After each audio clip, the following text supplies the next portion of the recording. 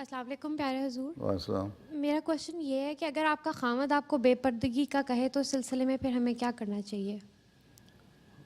تم نے اس کو فیصلہ کرو. اللہ کی بات ماننی ہے خامد کی. پردہ تو کرنے کا میں نے کہا ہے نا,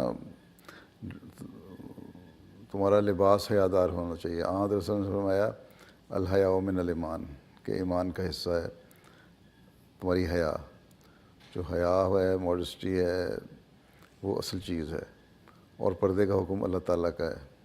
ٹھیک ہے, وہ تم نے بات نہیں ماننی. اب ہمیں قانون پاکستان میں کہتا ہے کہ تم نے السلام علیکم نہیں کہنا یا اپنے آپ کو مسلمان نہیں کہنا, تو ہم نے قانون کی بات مانتے ہیں؟ نہیں مانتے نا.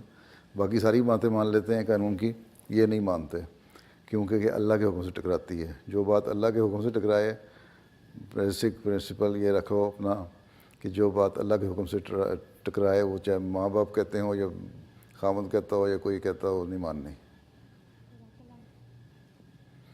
بس اب لڑکوں کو آنے دو. کوئی پاکستان سے آئی ہو ہیں؟ السلام علیکم حضور. میں پاکستان سے 5 سال پہلے آئی تھی. چلو تو پرانی ہو گئی یہاں. اچھا ٹھیک, چلو پھر اللہ حافظ.